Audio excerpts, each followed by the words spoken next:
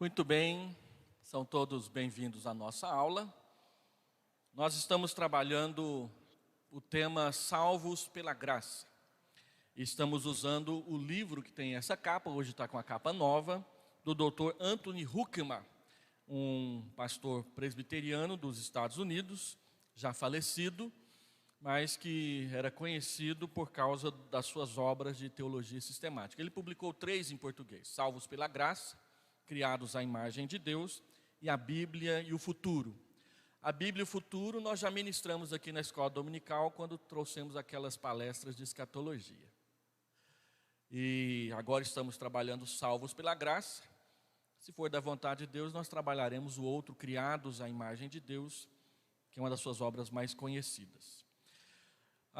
Domingo passado nós começamos a falar sobre o Espírito Santo, o seu papel na salvação. Falamos um pouco sobre dons, cura, falamos sobre posturas incorretas a respeito do papel do Espírito Santo na salvação. Hoje eu quero falar sobre o fruto do Espírito, o batismo do Espírito e a plenitude do Espírito. Eu espero conseguir falar sobre esses assuntos todos aqui. Quando nós falamos sobre dons no domingo passado, uma frase que eu disse é que jamais nós podemos trabalhar, entender e praticar, exercitar ou exercer os dons espirituais à parte ou separados do fruto do Espírito Santo. E é importante nós entendermos essa relação entre o fruto e o dom, porque muitas vezes nós nos equivocamos com respeito aos dons espirituais. E uma tendência natural da nossa natureza humana pecaminosa é se orgulhar e se ensoberbecer com as dádivas e os presentes que Deus dá para nós, achando que nós os recebemos por merecimento e não por graça. Isso acontece com os dons. Por isso, quando Paulo repreende a igreja de Corinto, 1 Coríntios 12, 13 e 14, ele coloca e ele contrasta o fruto do Espírito com os dons espirituais. Ele aponta que o problema de partidarismo na igreja de Corinto tinha muito a ver com a forma como a igreja estava entendendo e procurando praticar os dons espirituais. Isso estava causando na igreja uma separação, uma elitização de um grupo de irmãos que se achavam melhores do que outros, porque buscavam certos dons, especialmente os dons espetaculares, em detrimento de outros dons que também são dados pelo Espírito Santo, mas que essas pessoas achavam que eram inferiores. E quando Paulo chama a atenção da igreja de Corinto por causa do partidarismo que nasceu disso, ele imediatamente fala sobre o amor. Então, 1 Coríntios 13, que é o famoso capítulo sobre o amor, ele não está ali à toa, ele está bem no meio, separando os 2 capítulos que falam sobre dons, o capítulo 12 e o capítulo 14. Então, quando ele fala, e eu passo a mostrar-vos um caminho sobremodo excelente, ele mostra que o amor, ele traz equilíbrio para a prática dos dons.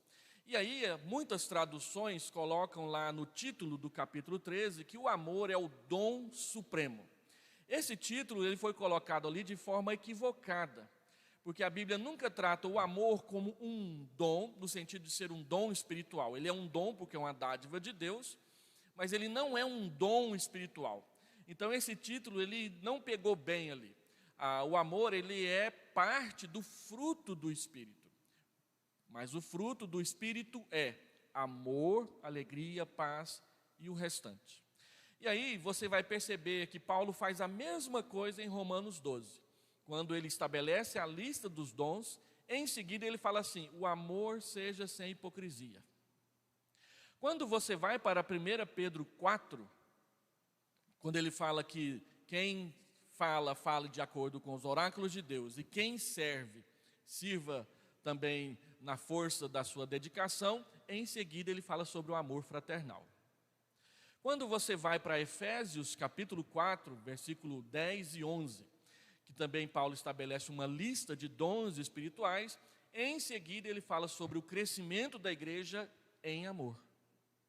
Então, é importante a gente entender essa tabelinha aqui, que o fruto, ele é um só, e é dado para todos os crentes. Mas os dons, eles são vários, e eles são distribuídos no meio da igreja de acordo com a soberana vontade do Espírito Santo. De modo que você não pode falar assim que hoje, essa semana eu vou procurar melhorar o meu amor, semana que vem eu vou trabalhar melhor a minha bondade, na outra semana eu vou aprender a ser fiel. Não, o fruto do Espírito, ele é todo integrado. Você precisa manifestá-lo constantemente e em crescimento. Agora, o dom, você vai usá-lo para servir o irmão, para servir a irmã. Então, você fará uso do dom quando for necessário, numa situação em que você vai servir as pessoas. O objetivo do fruto do Espírito Santo é santificar o nosso caráter. O objetivo do dom espiritual é servir ao próximo. E isso precisa ficar claro. Por isso, sempre que falamos de dons espirituais, temos de falar primeiro e com proeminência, com preeminência, do fruto do Espírito Santo. Há pelo menos 6 questões que nós precisamos enumerar quando olhamos aquele texto de Gálatas, capítulo 5, versículo 22 e 23, quando Paulo diz: mas o fruto do Espírito é amor, alegria, paz, longanimidade, benignidade, bondade, fidelidade, mansidão, domínio próprio. O que ele quer dizer com isso? Primeiro, ele quer dizer que o fruto do Espírito, ele é do Espírito.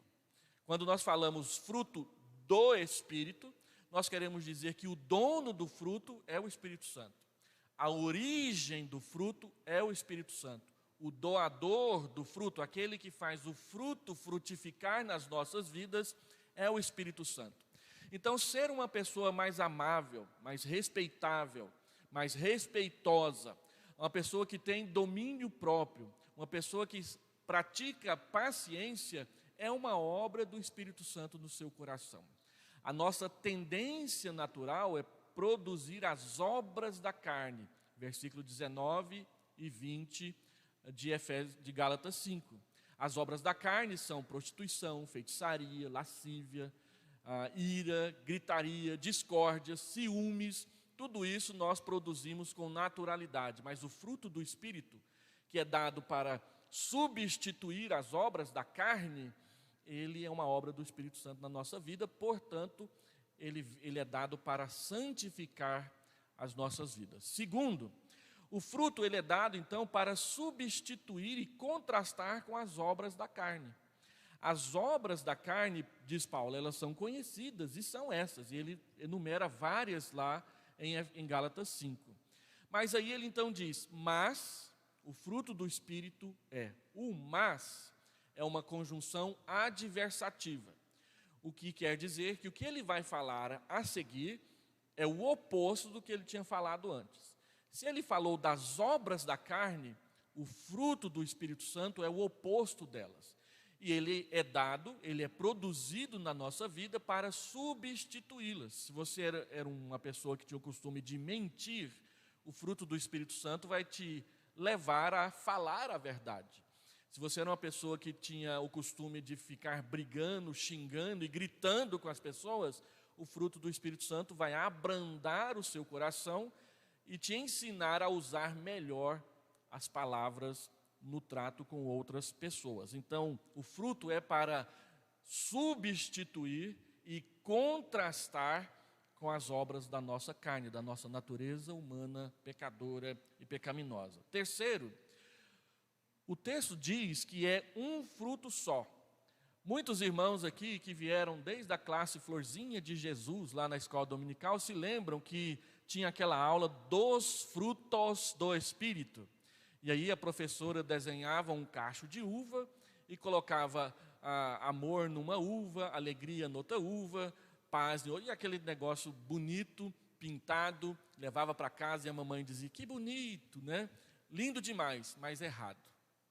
É um fruto só, não são vários frutos.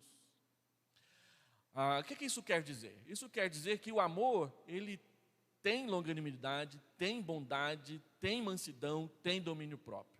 Isso quer dizer que a alegria é longânima, é benigna, é bondosa, é mansa. Isso quer dizer que a longanimidade é praticada com amor, com alegria, com paz. Ou seja, é um fruto só, com vários gomos interligados e crescendo juntos no nosso coração.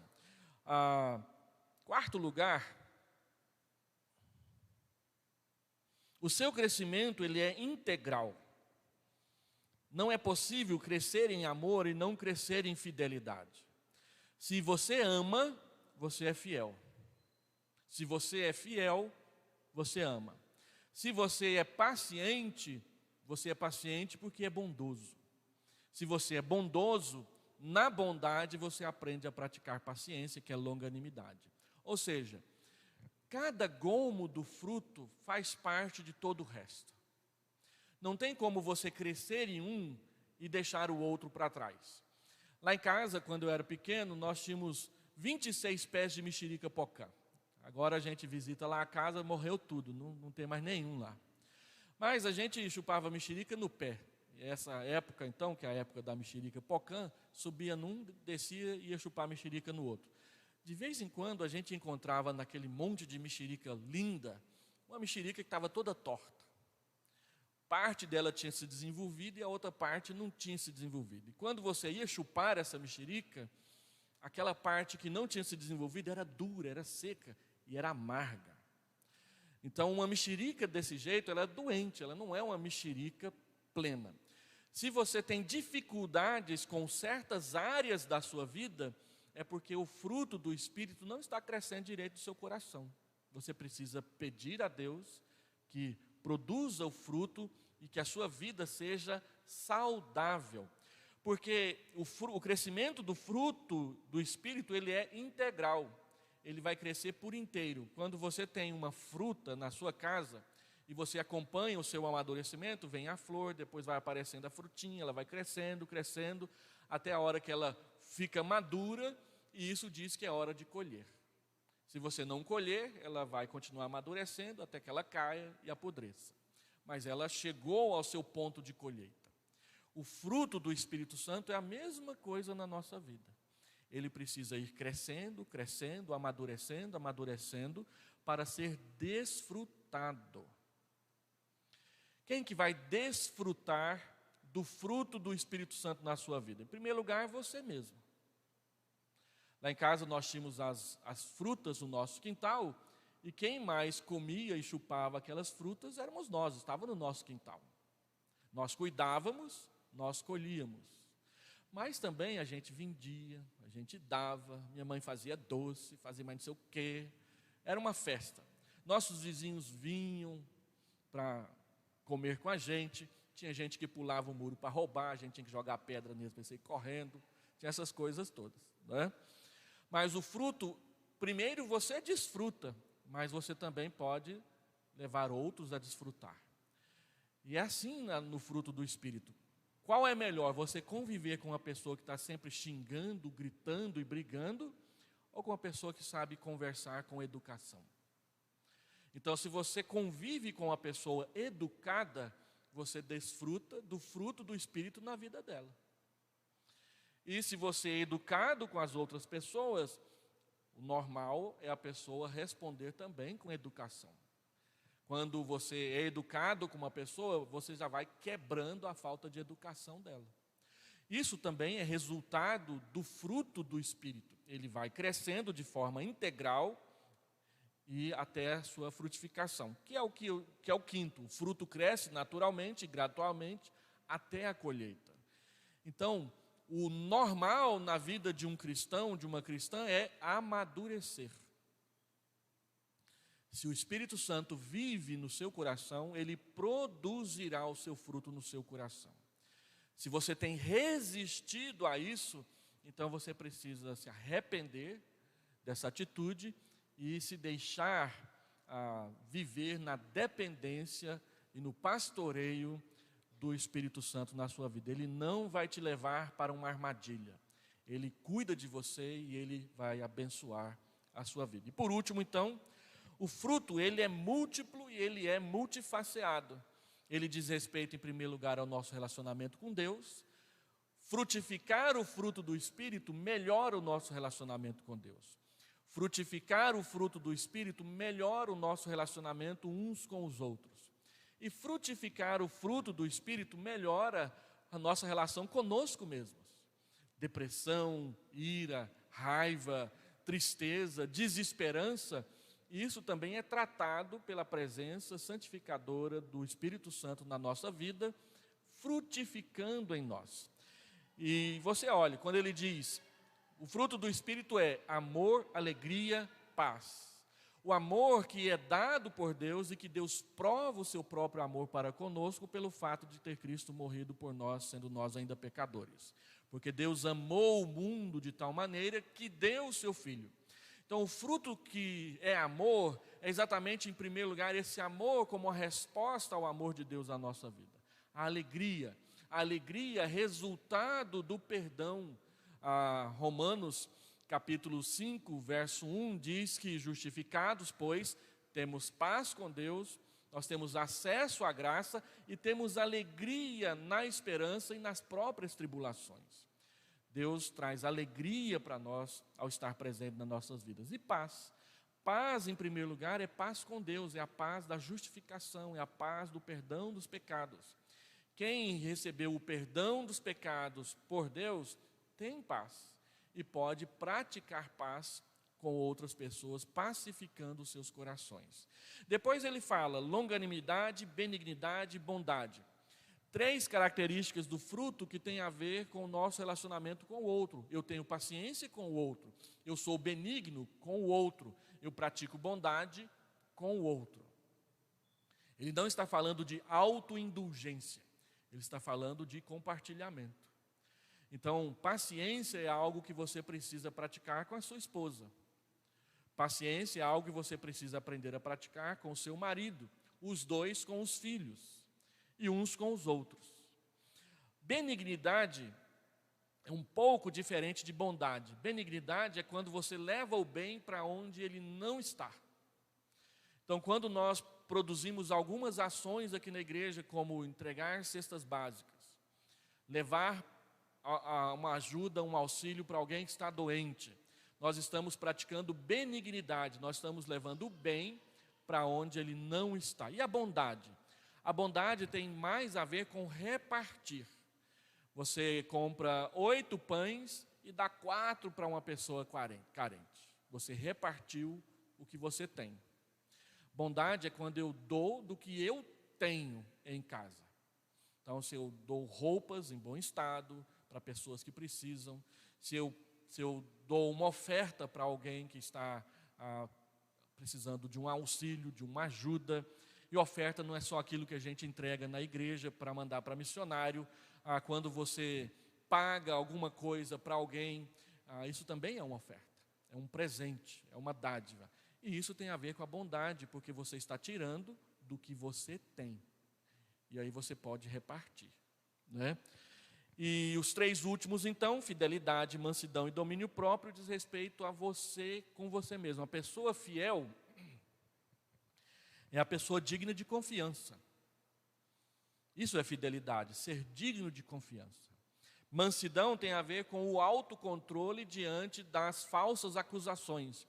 A Bíblia diz que Moisés era um homem muito manso, e a Bíblia diz que ele era manso quando ele foi acusado falsamente de não ser um bom líder e de usurpar a liderança em nome de Deus. A Bíblia diz que Moisés confiou a defesa dele a Deus. Foi quando Miriam ficou leprosa, foi quando Coré teve aquela rebelião e se deu mal, porque Deus tinha escolhido Moisés, e não foi Moisés que foi lá bater e brigar com eles, foi o próprio Deus. Ao confiar que Deus o defenderia, Moisés agiu com mansidão. Então, mansidão é abrir mão de exigir direitos por confiar que Deus é quem cuida de nós, providencia e protege.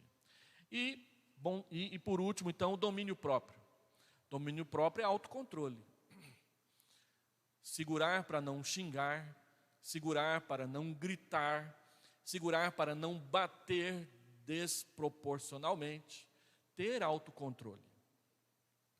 Uma vez uma filha de 4, 5 anos estava dando birra em casa, a mãe perdeu a paciência, pegou a sua sandália havaiana, e não era a sandália havaiana de pau, como corre um videozinho na internet, pegou aquela sandália havaiana e tá na boca dela. Você engole o choro que nós estamos indo para a igreja. Quando ela chega na igreja, está aquela bocona toda inchada e aquela rodela redonda daquele negócio que prende a correia da sandália na parte de baixo, bem em cima da boca da menina. E o pastor então olhou para ela: o que aconteceu com você, querida? E criança, nessas horas, conta tudo, né? Tem gente que diz que se o pastor quer saber o que acontece em casa, pergunte para as crianças de 5 anos que elas vão informar, né? De vez em quando a gente usa essa estratégia.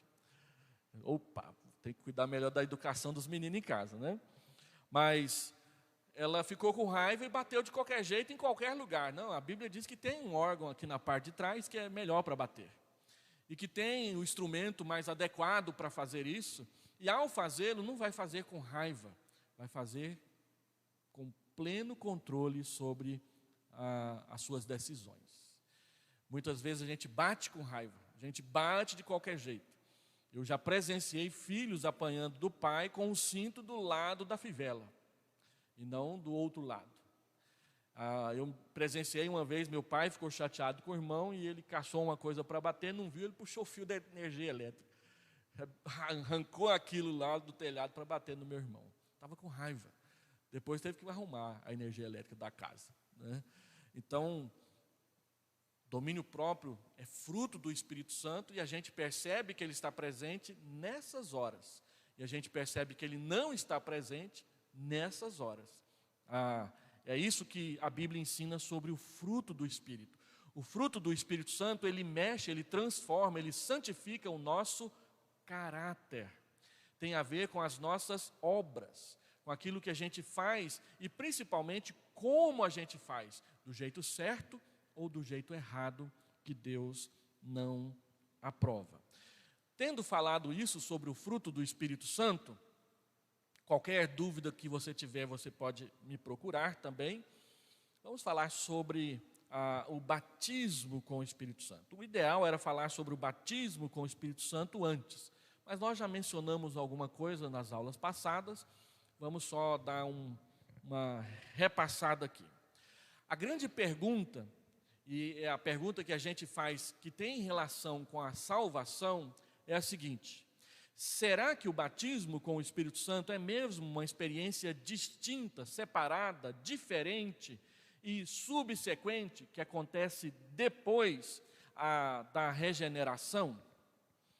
Que cada crente deve buscar a fim de ser dotado de poder para a vida e para o serviço cristão, levando a um nível de plenitude a sua relação com Deus?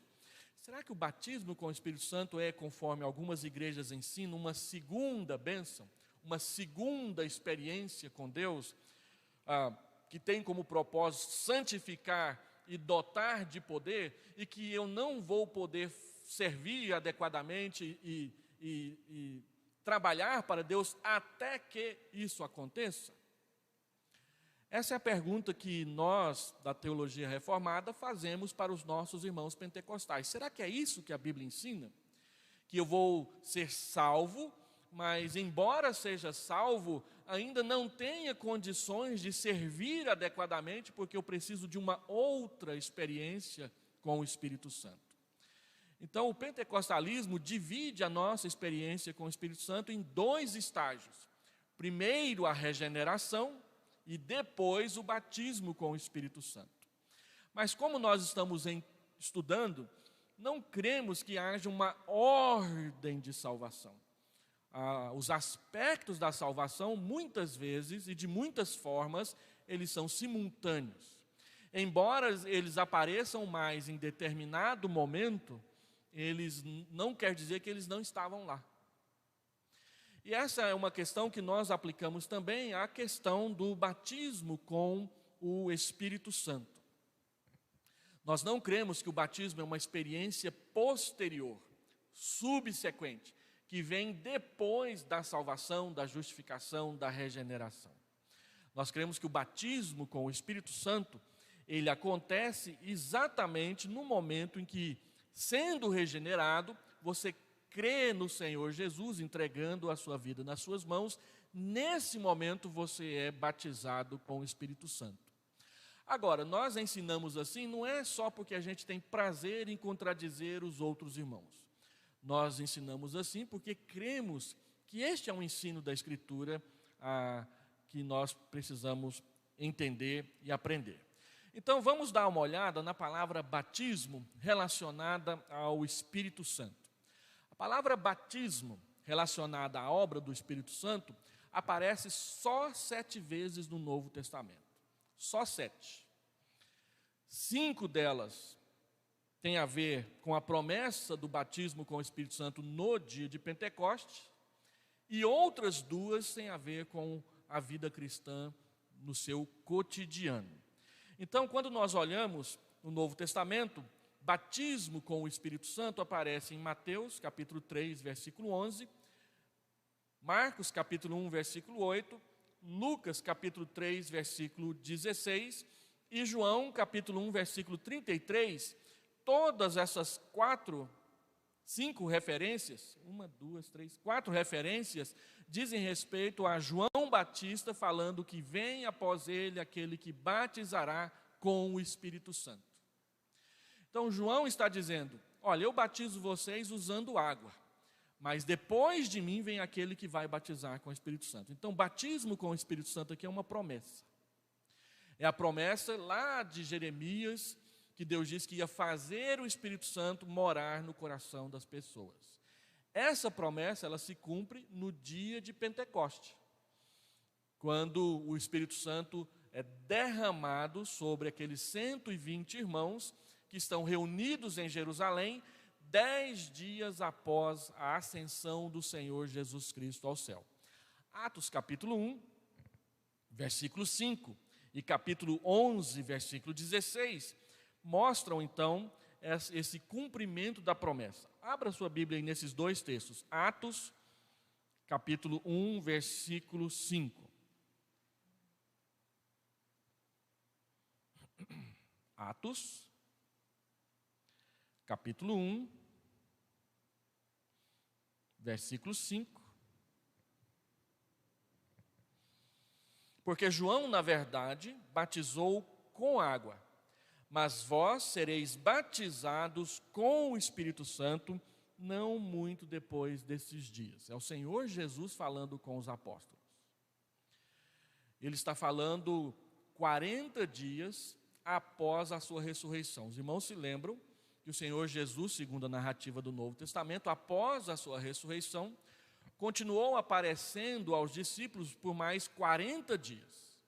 Paulo vai dizer que nesse período, mais de 500 pessoas viram o Senhor Jesus Cristo ressurreto, 1 Coríntios capítulo 15. Então ele foi assunto.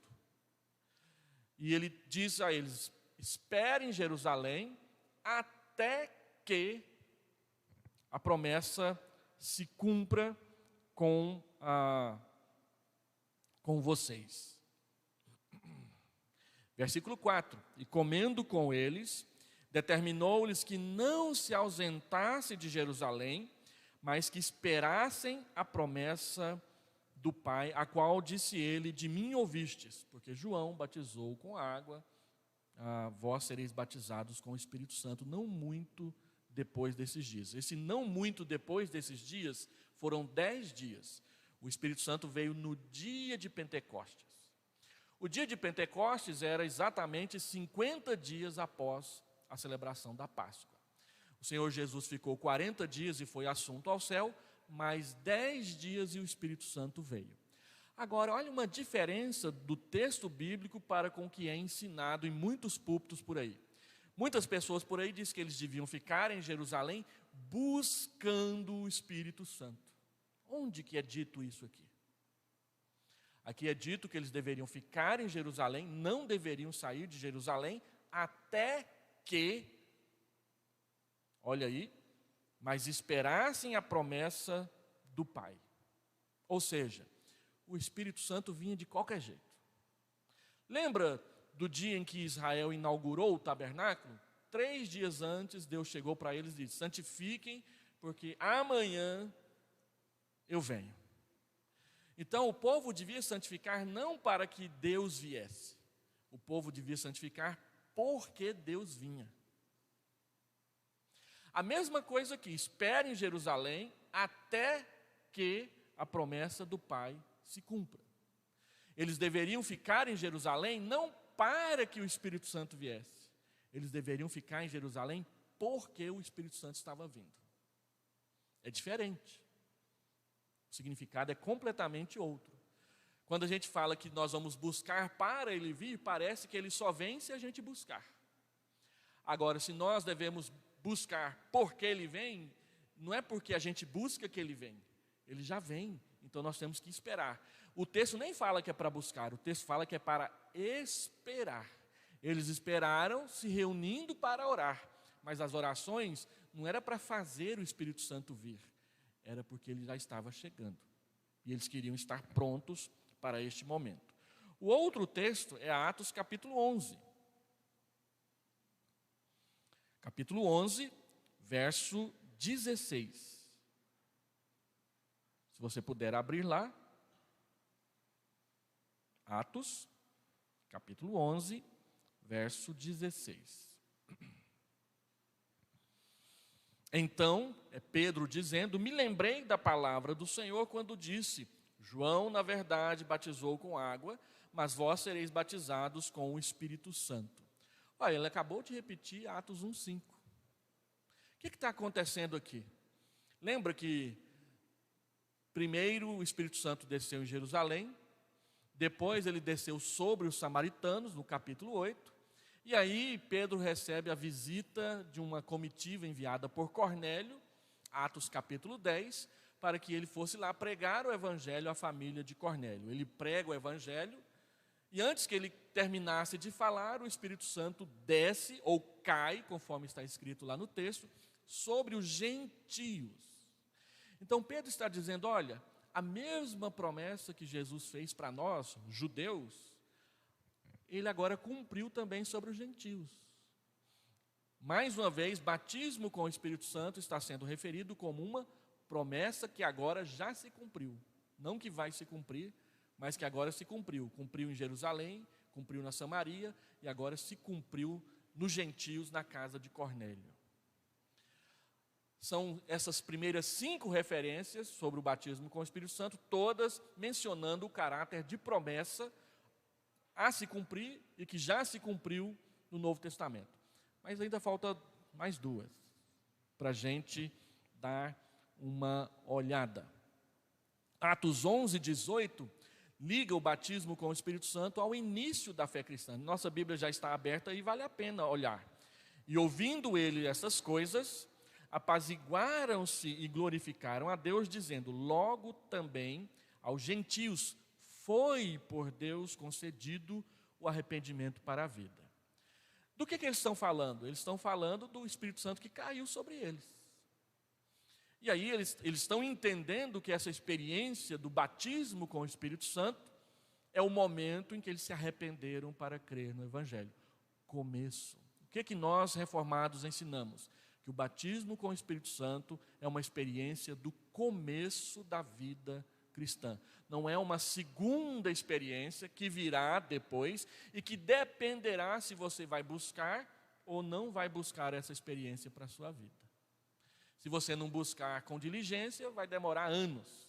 Se você buscar com diligência, vai acontecer logo. É assim que é ensinado por aí. E aí nós convivemos com 2 grupos de crentes na igreja, os batizados e os não batizados. Os que são batizados são tratados como a elite espiritual da igreja, e os que não são batizados são a ralé espiritual da igreja. Que a gente tem que pegar no pé deles para ver se eles buscam mesmo para ser batizados também.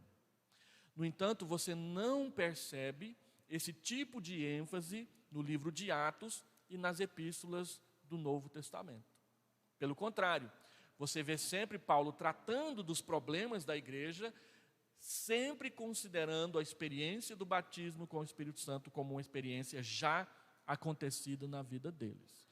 E isso então nos leva a andar um pouco mais, que é a sexta referência é Atos 11:16, a sétima referência então é 1 Coríntios 12:13, que nós já explicamos aqui. Hoje vamos trabalhar de novo para enfatizar. 1 Coríntios 12:13, ele é uma pedra no sapato da teologia pentecostal. Por quê? Olha só o que está escrito aí. 1 Coríntios, capítulo 12, verso 13. Pois em um só Espírito todos nós fomos batizados em um corpo, quer judeus, quer gregos, quer escravos, quer livres, e a todos nós foi dado beber de um só Espírito. Então observe que Paulo usa os verbos no passado, fomos batizados, nos foi dado beber, ele olha para trás. Ser batizado no Espírito em um corpo é uma experiência que já aconteceu. Ter bebido do Espírito Santo é uma experiência que já aconteceu. Quando? Nós cremos que esse quando é quando nos arrependemos dos nossos pecados. Quando é que eu fui batizado no corpo em um só Espírito? Quando eu recebi a Jesus como meu Salvador e Senhor, suficiente para trazer o perdão dos pecados para nós. Uma outra observação. Observe que a frase toda começa com um pois. Um pois que quer dizer que é uma explicação. Qual a razão de nós fazermos parte do corpo de Cristo? Verso 12. Porque assim como em um corpo tem muitos membros, e todos os membros, sendo muitos, constituem um só corpo, assim com respeito a Cristo. Como nós, que não éramos parte do corpo, passamos a fazer parte do corpo? Pois em um só Espírito, todos nós fomos batizados. Nós nos tornamos partes do corpo, membros do corpo, quando fomos batizados com o Espírito Santo. Esse é o entendimento natural do versículo 13. Portanto, o batismo com o Espírito Santo não é uma segunda experiência posterior que depende de você buscar, mas é uma experiência no início da vida cristã. Dona Ruth?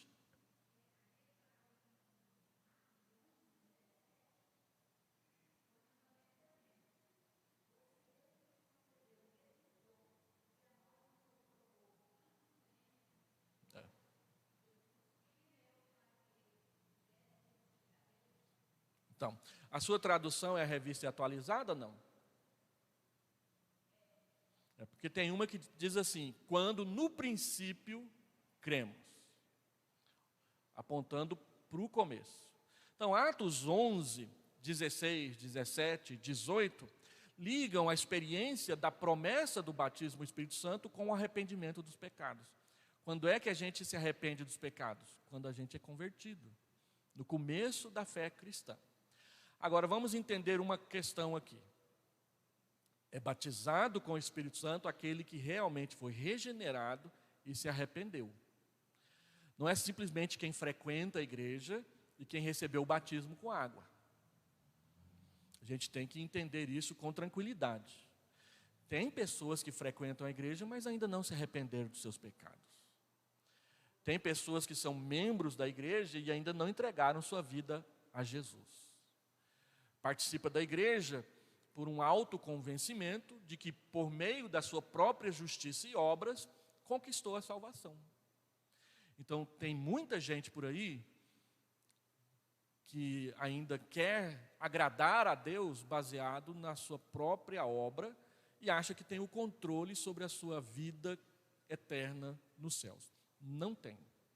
É uma dádiva graciosa, gratuita de Deus, que só vai acontecer quando de fato você, eu, nós nos arrependemos ou nos arrependermos dos nossos pecados e confiar a eternidade da nossa vida nas mãos de Jesus.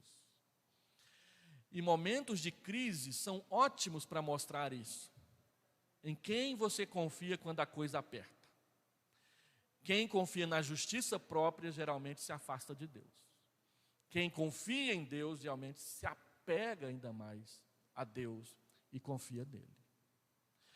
E John Wesley, que é o pai da doutrina da segunda bênção, ele inventou isso exatamente por causa da sua experiência pessoal.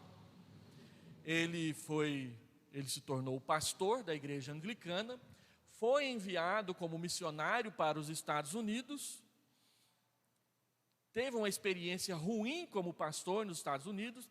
Ele era um homem muito educado, ele era educado com os homens, ele era educado com as mulheres casadas, ele era educado com as mulheres solteiras, e aí os maridos começaram a achar que ele estava dando de cima delas e a coisa ficou feia para o lado dele.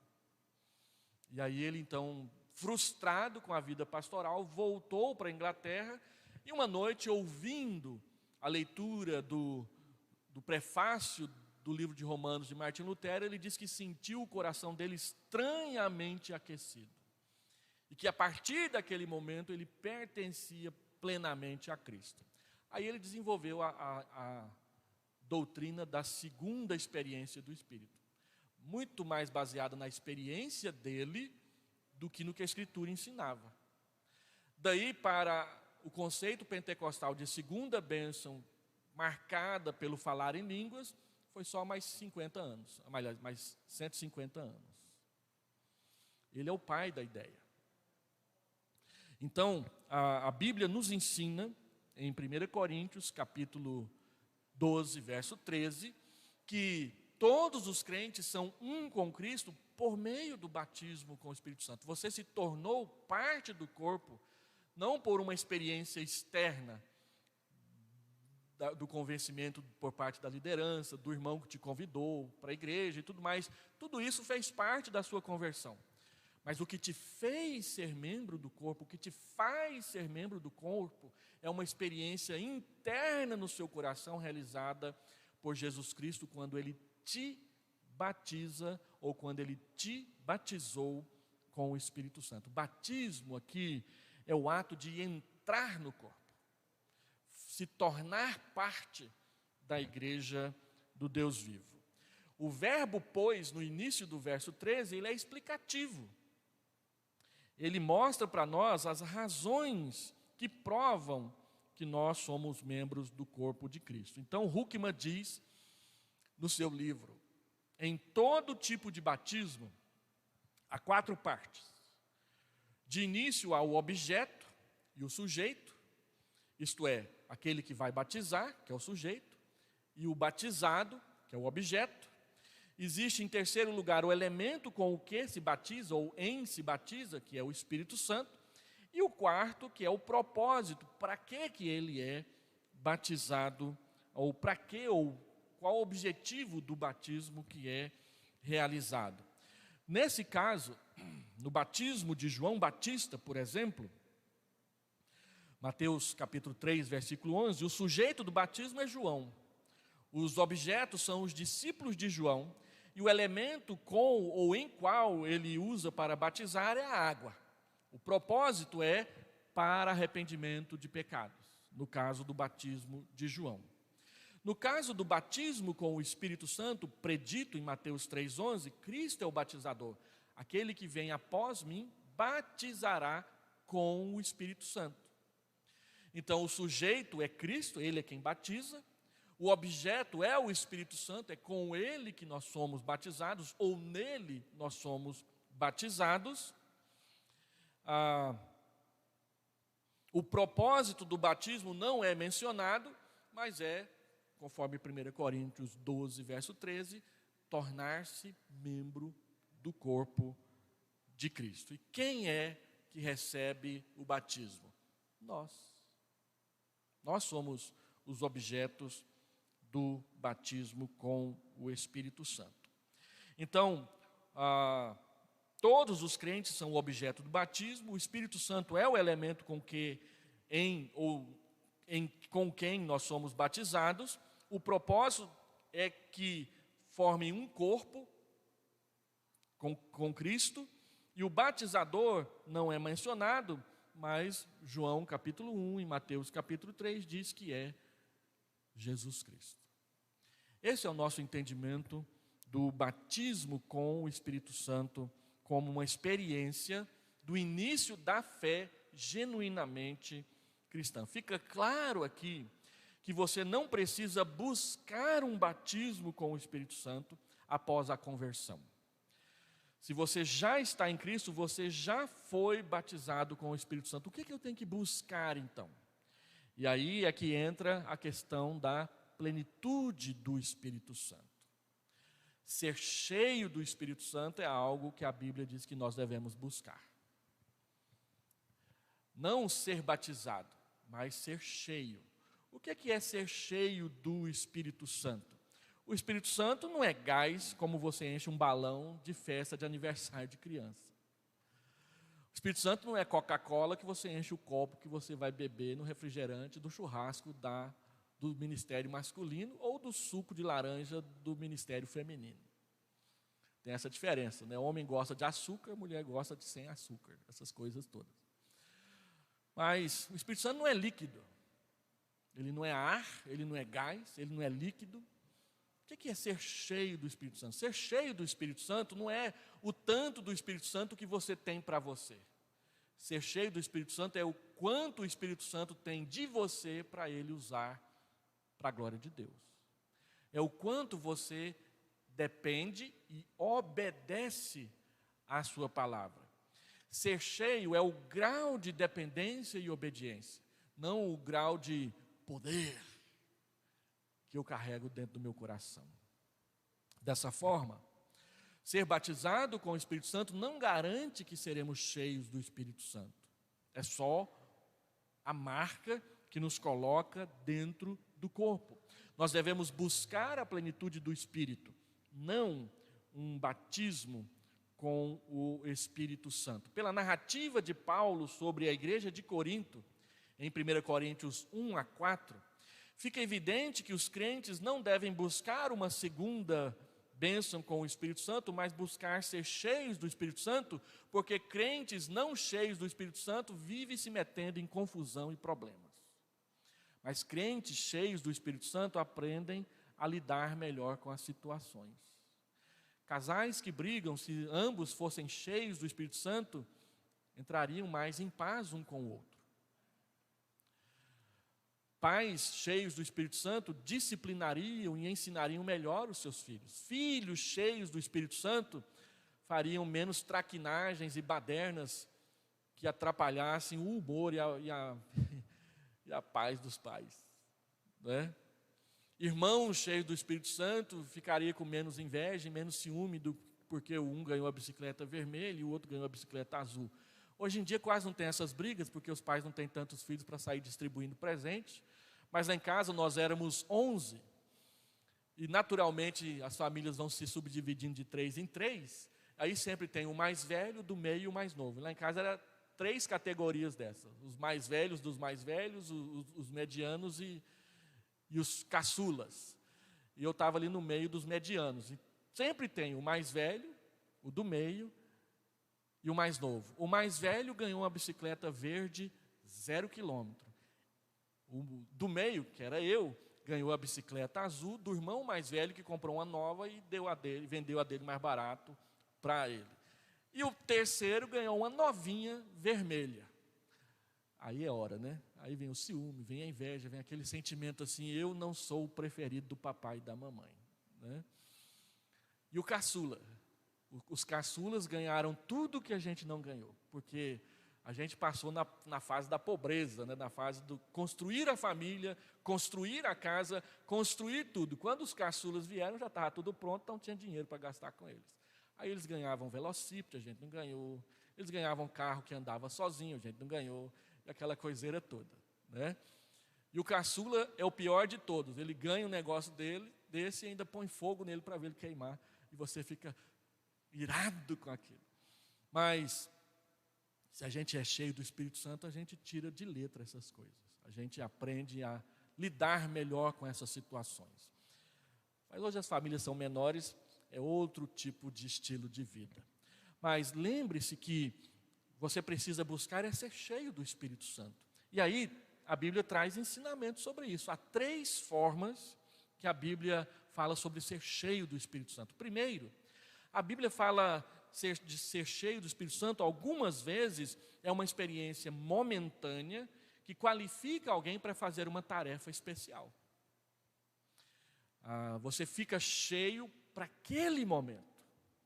Você vê muito isso no livro de Atos.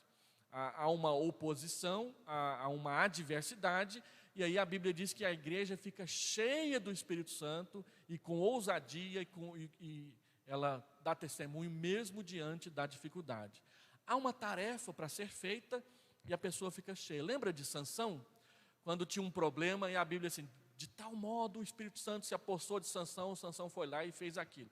Aquelas confusões todas que Sansão fazia com a sua força, era a obra do Espírito Santo. Ele ficava cheio do Espírito Santo para fazer aquilo. Não é porque ele era fortão, não. É porque o Espírito Santo dava um upgrade lá na força dele. E aí ele fazia aquelas coisas, carregar portão, matar 1000 com uma queixada de jumento, aquela coiseira toda lá. Era a obra do Espírito Santo. E a Bíblia fala que no Novo Testamento aquilo acontece também. Hoje em dia na igreja também. Muitas pessoas que seguiam Billy Graham mais de perto, ficaram sabendo que numa determinada idade ele adquiriu o mal de Parkinson. Então ele ficava tremendo o tempo todo. Mas quando ele subia ao púlpito para pregar, não. Todas as vezes, quando ele subia ao púlpito para pregar, o Parkinson dele parece que sumia. E ele pregava normalmente, como ele sempre tinha pregado, até quando ele morreu. Então, algumas pessoas entendem isso que acontecia com o Billy Graham como um revestimento, uma plenitude do Espírito para um momento especial. Deus o capacitava para realizar uma tarefa naquele momento. Deus continua fazendo isso. Lembra quando Jesus fala, olha, quando vocês forem levados à presença dos reis, dos poderosos, não se preocupe com o que vocês vão dizer. Eu vou colocar na boca de vocês a palavra naquela hora. Isso é um revestimento do Espírito Santo para uma tarefa especial. Não é que a gente não vai estudar a Bíblia. É que quando a gente for pego de surpresa e levado de surpresa a uma situação que demanda algo, o próprio Espírito vai nos assistir nessa hora. Quando Estevão foi morto, e as pedras estavam zunindo na direção dele, e batendo nele, e machucando ele, a Bíblia diz que ele ficou cheio do Espírito Santo. O céu se abriu e ele viu Jesus. E ele morreu em paz, apesar de receber aquele monte de pedrada que acabaram com a sua vida. No momento específico, especial, o Espírito Santo vai nos assistir. Algumas vezes a Bíblia diz que isso acontece com a gente. Segundo, algumas vezes a expressão cheio do Espírito Santo, ela diz respeito a um adjetivo que caracteriza algumas pessoas permanentemente. Jesus era cheio do Espírito Santo. Lucas capítulo 4, versículo 1 diz que ele sempre trabalhou no poder do Espírito Santo. Quando a igreja elegeu aqueles 7 diáconos, Atos capítulo 6, é recomendado que a igreja procurasse entre eles 7 homens que fossem cheios do Espírito Santo. Então, ser cheio do Espírito Santo é alguém que é caracterizado por praticar o fruto do Espírito Santo cotidianamente. Isso é ser cheio do Espírito Santo. Algumas pessoas são cheias do Espírito Santo. Eu conheci na minha caminhada cristã algumas mulheres e alguns homens que dava vontade de ficar encostando no ombro deles o tempo todo, porque era a santidade em pessoa ali do lado da gente. A filha do Dr. Russell Shedd diz que só sabia que o pai dela era pecador porque estava escrito na Bíblia, que ela disse, eu mesmo nunca presenciei meu pai fazer qualquer besteira, uma palavra fora de hora, um conselho ruim, perder a paciência quando a gente fazia uma arte, nunca vi. Então é possível, sim, conhecermos pessoas que têm um grau de santidade que expressa a presença, a plenitude do Espírito Santo com frequência. Isso não quer dizer que elas não são pecadoras ou não pequem mais. mas que elas têm um padrão de vida caracterizado pela ação do Espírito Santo nas suas vidas. Então a Bíblia também fala isso. Barnabé era um homem cheio do Espírito Santo de fé. Os 7 diáconos, Estevão e Filipe, que são os 2 que a Bíblia menciona o nome e o ministério deles depois, eram cheios do Espírito Santo. Nesse sentido, de que a sua vida é caracterizada pela obediência ao Espírito Santo e à palavra de Deus. Agora, há 2 passagens diferentes no Novo Testamento que a gente precisa consultar.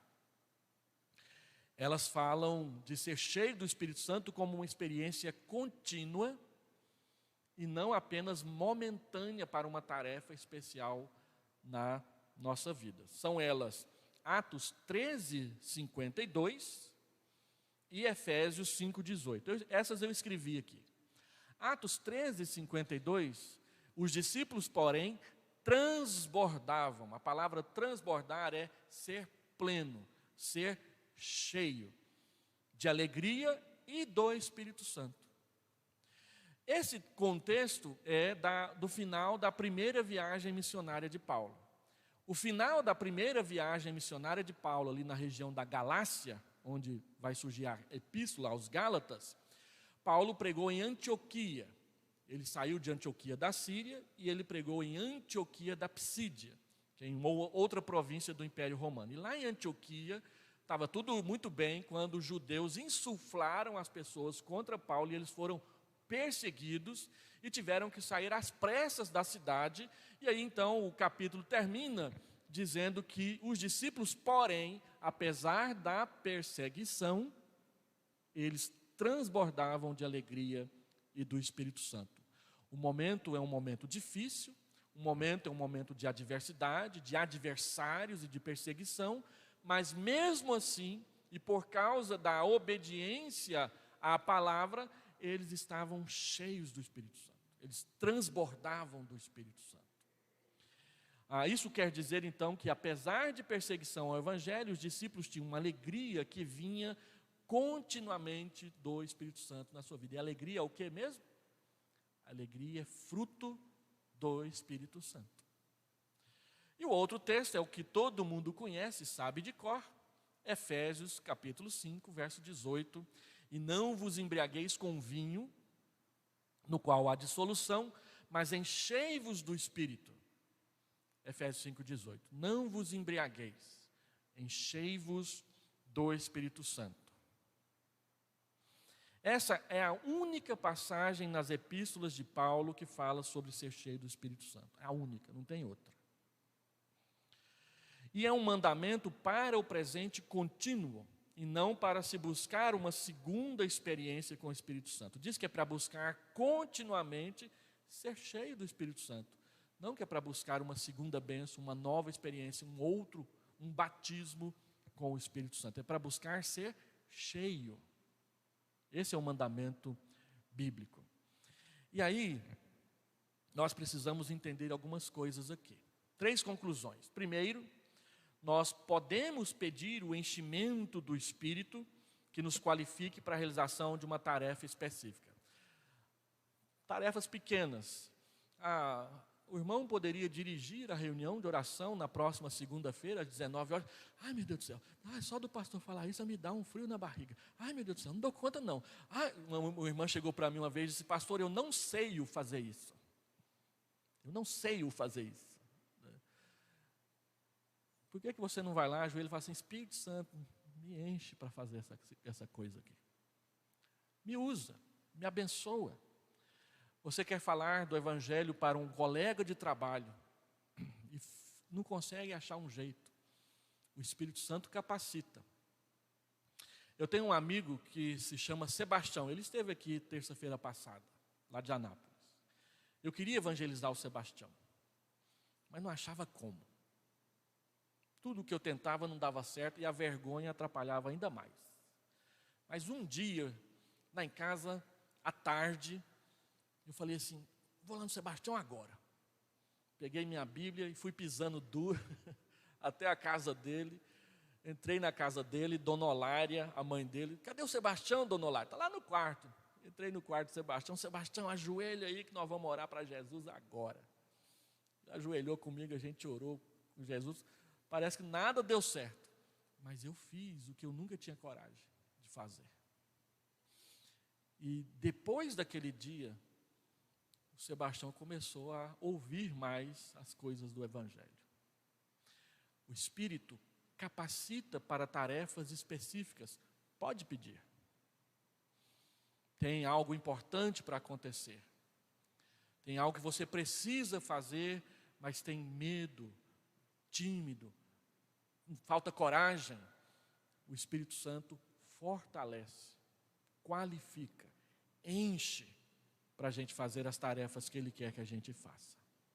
Segundo, nós devemos nos comportar de tal maneira que agrade a Deus, que as outras pessoas vejam que somos cheios do Espírito Santo em nossa conduta.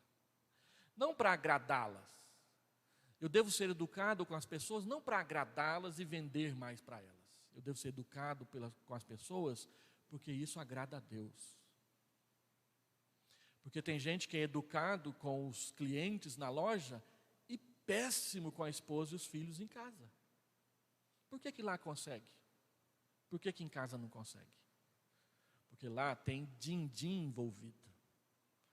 Aqui tem só respeito, fidelidade, amor envolvido.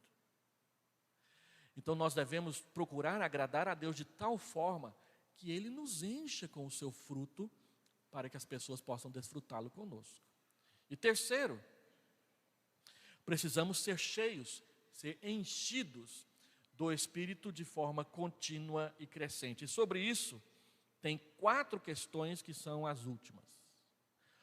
Olhando de novo Efésios capítulo 5, do verso 18 a 21, como eu posso saber que eu sou cheio do Espírito Santo ou que alguém é cheio do Espírito Santo? Paulo diz: e não vos embriagueis com vinho, no qual há dissolução, mas enchei-vos do Espírito. E aí ele vai usar 5 verbos no gerúndio. Verbos no gerúndio, lembra quando você estudou gerúndio no português, lá no ensino fundamental? O gerúndio, ele demonstra ação em andamento. E ele responde à pergunta, como fazer? Então, como ser cheio do Espírito Santo? Falando entre vós com salmos, entoando e louvando de coração ao Senhor com hinos e cânticos espirituais, dando sempre graças por Deus, ao nosso Pai, por tudo, e sujeitando-vos uns aos outros no temor de Cristo. Quando que eu sei que uma pessoa é cheia do Espírito Santo? Quando ela fala comigo, não quando ela grita comigo. Eu sei que uma pessoa é cheia do Espírito Santo quando ela entoa louvores ao Senhor, quando ela louva o nome do Senhor. E aqui, entoar e louvar são diferentes. Nós hoje em dia entendemos que louvar é cantar. Na Bíblia sempre fala que louvar é orar. Na maioria das vezes que você vê alguém louvando nas Escrituras, ele não está cantando, ele está orando. Pessoas conduzidas pelas orações que fazem. Terceiro, quarto, então, dando graças, aprendendo a ser grato. Infidelidade, adultério, pornografia, tudo isso tem a ver com falta de gratidão dentro de casa. É interessante como Efésios 5 liga a impudicícia, que é um pecado sexual, com a falta de gratidão. Então as pessoas ficam olhando para a grama do vizinho, para a esposa do vizinho, para as coisas que tem na internet, por falta de gratidão com o que já recebeu de Deus em casa. Gratidão por ser membro dessa igreja faria com que muitas pessoas reclamassem menos e ajudassem mais. Gratidão pelo irmão que se senta ao meu lado e não como um competidor pela atenção da liderança ou coisa parecida. E por último, sujeitando-vos uns aos outros no temor de Cristo. Homens se sujeitando a mulheres no temor de Cristo, mulheres se sujeitando aos homens no temor de Cristo. E não é à toa que o versículo seguinte, o versículo 22, fala sobre a submissão da mulher no casamento. E quando Paulo vai falar dos homens, ele usa a expressão da mesma maneira. Da mesma maneira o quê? A mulher submissa ao seu marido e o marido submisso à sua mulher, amando, cuidando, respeitando, tratando com carinho. não é só a mulher que deve ser submissa ao esposo, o esposo também deve ser submisso à mulher, não por causa da função de marido e de mulher, mas por causa da presença do Espírito Santo nos seus corações. Nós devemos respeito, carinho, educação por causa do Espírito Santo, não por causa de funções e prêmios que a gente tem em casa. Isso então, para os irmãos, para a gente fechar, tem 4 observações sobre o verbo encher aí. Enchei-vos. Tem 4 ensinamentos claros nesse verbo. Primeiro, encher está no imperativo. É um mandamento, não é um conselho, um recado, uma dica. Enchei-vos. É desejo de Deus e Ele ordena que nós busquemos ser preenchidos pelo fruto do Espírito Santo o tempo todo. John Stott diz que Deus não pode confiar em nós mais que 24 horas por dia. Por isso a gente tem que pedir ser cheio do Espírito Santo todo santo dia. Porque lembra de Moisés? Ele entrava na presença de Deus, saía com o rosto brilhando. Aí ele colocava uma máscara não é coisa do Covid, lá Moisés já usava. Ele colocava uma máscara para que as pessoas não vissem que o brilho estava diminuindo, ou seja, a santidade estava decrescendo. Então ele colocava a máscara para as pessoas acharem que ele ainda continuava pleno. Aí ele voltava lá para Deus, voltava brilhando de novo. Dava um grau lá. Então, o que isso quer dizer? Que nós precisamos vigiar, porque naturalmente, se não cuidarmos, a nossa plenitude espiritual diminui. Quem assistiu às palestras lá do encontro sobre Reavivamento de São Paulo, que eu participei, o reverendo Jeremias gastou 1h30 falando só sobre isso. Era o primeiro ponto do sermão dele e ele não passou para frente. Que muitas vezes o desgaste natural dos nossos relacionamentos pesam sobre nós no que diz respeito à plenitude do Espírito Santo. Então nós temos que vigiar, é mandamento de Deus. Segundo, encher está no plural. Não é só o pastor que tem que ser cheio, não só os presbíteros têm que ser cheios, não é só os diáconos que têm que ser cheios. Todos os membros da igreja presbiteriana de Vila Nova têm que ser cheios do Espírito Santo. Ia resolver um monte de problema. Só ser cheio do Espírito Santo. É um mandamento para todos. Enchei-vos. Está no plural. É para a igreja inteira. Não é só para alguns que têm responsabilidades. Terceiro, tem mais. O verbo encher está no presente. Enchei-vos agora. Não é algo para futuro, para semana que vem, para o mês que vem. Ano que vem eu vou ser cheio. Esse ano eu tenho muitos inimigos e eu quero tratar mal todos eles. Não. É hoje. Nós precisamos da plenitude do Espírito Santo hoje. Hoje nós precisamos, porque hoje nós estamos numa batalha espiritual contra o pecado, contra o mundo e contra Satanás, e se o Espírito Santo não nos encher, a gente perde essa batalha. E por último, e é o fim, encher está na voz passiva no original. Aí na tradução, você sabe português, enchei-vos aqui está na voz ativa, pastor. Ou melhor, está na reflexiva, enchei-vos, enche a si mesmo. Mas no original grego, está na passiva. A tradução não ia ficar bonita, então eles colocaram na voz reflexiva mesmo. A tradução correta seria, deixai-vos encher. Eu tinha que usar um verbo auxiliar. Deixe-se encher. Porque está na voz passiva. O que quer dizer? Quer dizer que quem enche não é você mesmo. É o próprio Espírito Santo. O que a gente tem que fazer então? A única coisa que a gente tem que fazer é se entregar, depender, se submeter ao Espírito Santo. Por isso que nós entendemos que ser cheio do Espírito Santo não é o quanto do Espírito Santo que está dentro de nós, mas é o quanto de nós que está nas mãos do Espírito Santo. O quanto eu obedeço, o quanto eu me submeto, o quanto eu me deixo levar, me deixo guiar pelo Espírito Santo. É Ele quem nos guia. Então eu preciso me deixar guiar. O Espírito Santo, ele vai adiante de nós como pastor, e as ovelhas o seguem. Ele não é um boiadeiro que vai atrás da boiada com o aguilhão chuchando o traseiro da vaquinha, do boizinho, do bezerrinho que não quer andar direito. Ele anda na frente. E nós o seguimos. Nós nos submetemos a Ele. Vamos orar?